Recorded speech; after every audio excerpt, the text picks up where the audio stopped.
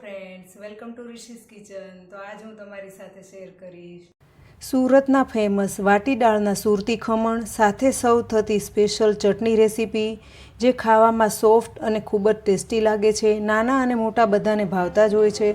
ઘરમાં રહેલી સામગ્રીથી ઇઝીલી બની જાય છે. તો ચાલો બનાવવાનું શરૂ કરીએ.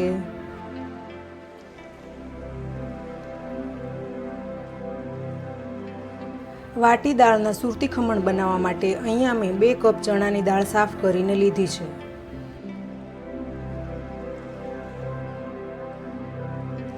પાંચથી 6 વાર પાણીથી સારી રીતે ધોઈ અને ઉપર આટલું પાણી રહે તેમ રાખી કવર કરી 5 થી 6 કલાક માટે પલળવા માટે રાખીશું.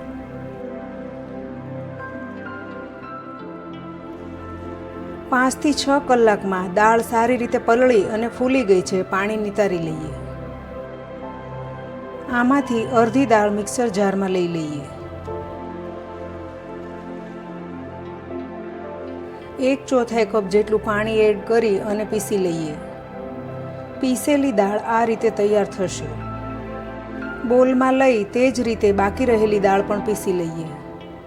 લાસ્ટમાં 1 ટીસ્પૂન લીંબુના ફૂલ, 1 ટીસ્પૂન હિંગ, 5 થી 6 તીખા લીલા મરચાં, 4 થી 5 નાના ટુકડા આદુના. સુરતી ખમણમાં આદુ મરચાંનું પ્રમાણ થોડું વધારે હોય છે. સાથે અડધી ટીસ્પૂન હળદર પાવડર પીસી લઈએ. સાથે 2 ટેબલસ્પૂન ચણાનો લોટ એડ કરી ફરીવાર પીસી લઈએ. બોલમાં લઈ લઈએ. અહીંયા તમે લીંબુના ફૂલના બદલે ખાટું દહીં પણ લઈ શકો છો.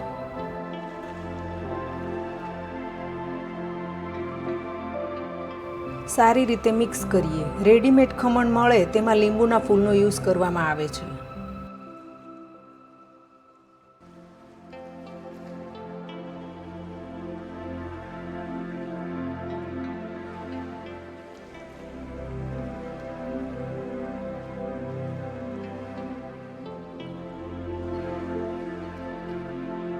કવર કરી ગરમ જગ્યા પર 6 થી 7 કલાક માટે રાખીશું. 6 થી 7 કલાક પછી બેટર સારી રીતે ફર્મેન્ટ થઈ ગયું છે.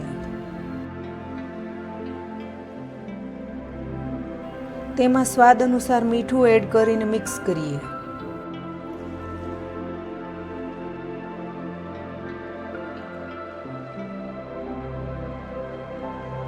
મોલ્ડને તેલથી ગ્રીસ કરી લઈએ.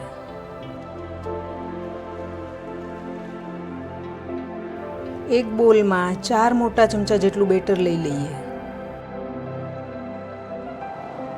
સાથે 3 ટેબલસ્પૂન શીંગ તેલ, જેનાથી ખમણ સોફ્ટ બને છે. સાથે 1 teaspoon baking soda. Soda activate કરવા 1 ટેબલસ્પૂન જેટલું પાણી.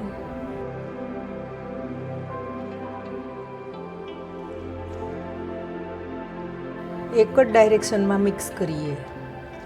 5 મિનિટ પહેલાં જ ગેસની મીડિયમ ફ્લેમ પર સ્ટીમરમાં પાણી ગરમ કરવા રાખી દીધું હતું. તૈયાર કરેલું બેટર મોલ્ડમાં લઈએ. 1 થી 2 વાર ડેપ કરીશું. સ્ટીમરમાં મૂકી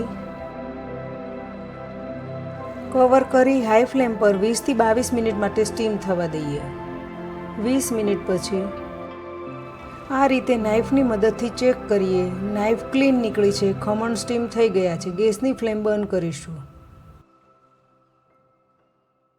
5 મિનિટ માટે આમ જ રહેવા દઈશું. સ્ટીમરમાંથી બહાર લઈ શીંગ તેલથી બ્રશ કરી 20 મિનિટ માટે આમ જ રહેવા દઈશું.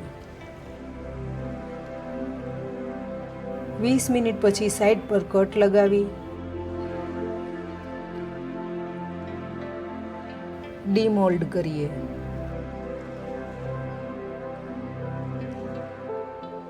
મીડિયમ સાઇઝના પીસ કટ કરીએ.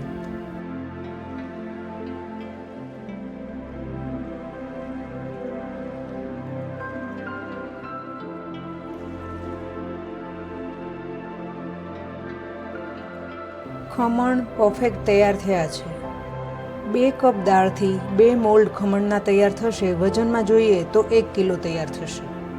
ચટણી બનાવવા માટે મિક્સર જારના સૌથી નાના જારમાં 50 ગ્રામ ફ્રેશ કોથમીર સાફ કરી સારી રીતે ધોઈ અને 10 મિનિટ માટે બરફના પાણીમાં પલાળીને લીધી છે.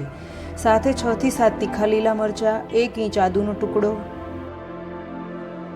સ્વાદ અનુસાર મીઠું, 2 ટેબલસ્પૂન ખાંડ, 1 ટેબલસ્પૂન લીંબુનો રસ, 3 મોટા ટુકડા ખમણ,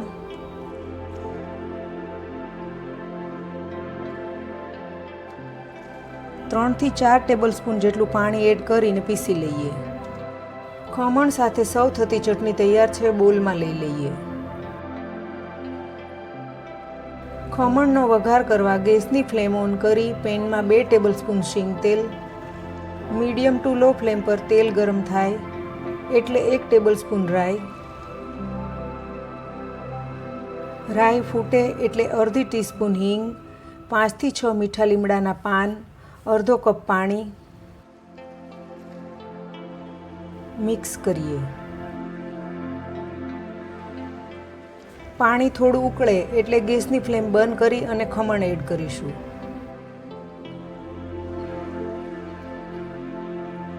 ગેસ પરથી પેન નીચે લઈ અને આ રીતે વઘાર મિક્સ કરીએ.